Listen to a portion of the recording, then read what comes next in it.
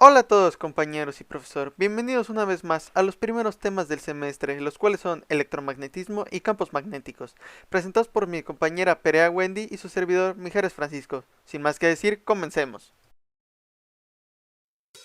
Electromagnetismo. El electromagnetismo es la rama de la física que estudia las relaciones entre los fenómenos eléctricos y magnéticos, es decir, las interacciones entre las partículas cargadas y los campos eléctricos y magnéticos.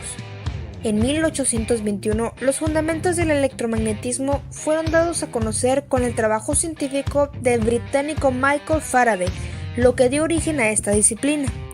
En el año de 1865, el escocés James Clerk Maxwell formuló las 4 ecuaciones de Maxwell que describen por completo los fenómenos electromagnéticos. Aplicaciones del electromagnetismo. Las principales aplicaciones del electromagnetismo se emplean en la electricidad, el magnetismo, la conductividad eléctrica y la superconductividad, los rayos gamma y los rayos X, etc. ¿Para qué sirve el electromagnetismo?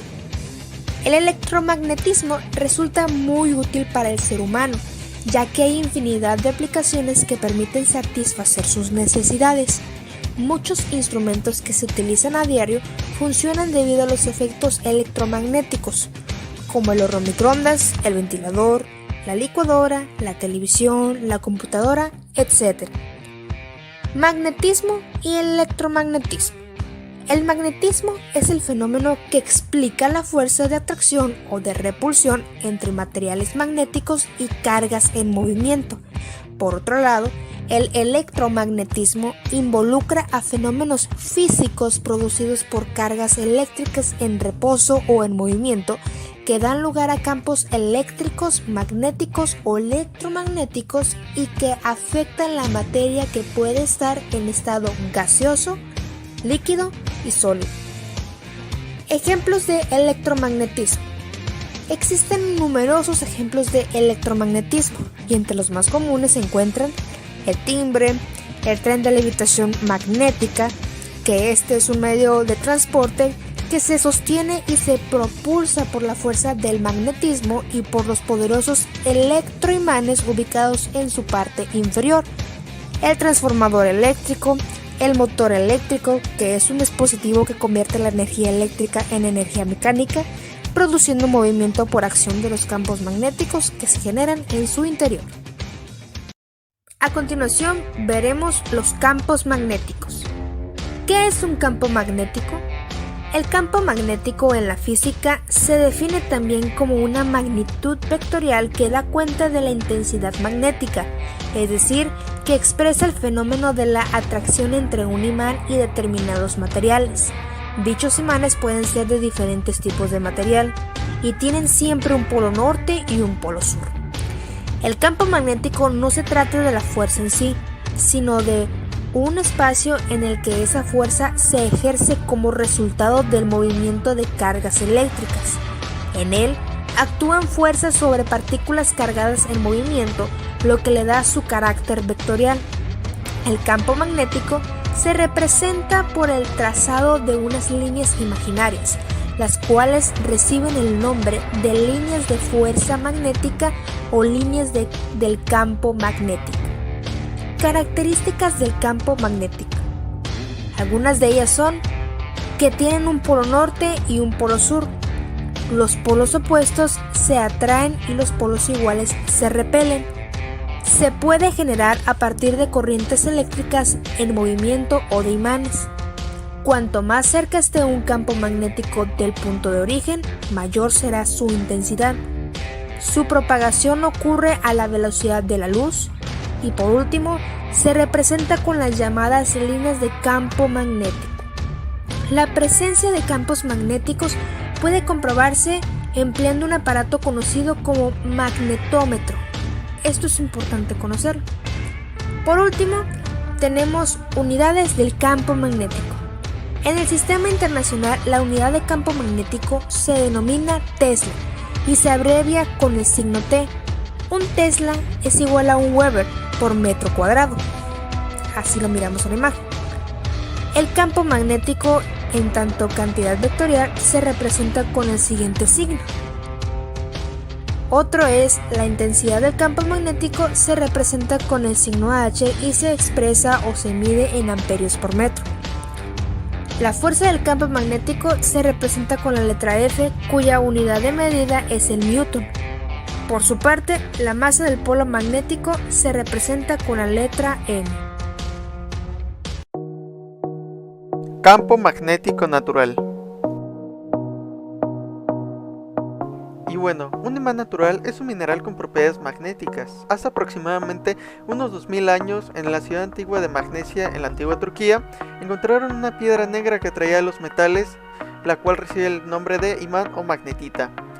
Y después de eso, químicamente, la magnetita o la piedra imán es un mineral de fierro cuya fórmula química es Fe3O4.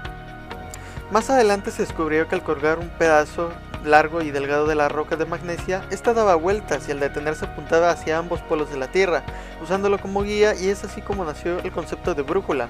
Ahora, por parte de los chinos, se dice que fue en el año 121 a.C. que usaban los imanes como brújula. William Gilbert fue un médico investigador inglés que demostró con sus experimentos que la Tierra se comporta como un imán enorme, por tanto obliga a un extremo de la brújula a apuntar al norte magnético. Gilbert nombró polo que busca el norte a la punta de la brújula que señala ese punto y polo que busca el sur al otro extremo. Actualmente solo se les llama polo norte y polo sur. También demostró que cuando un imán se rompe en varios pedazos, cada uno se transforma en uno nuevo con dos polos en cada extremo.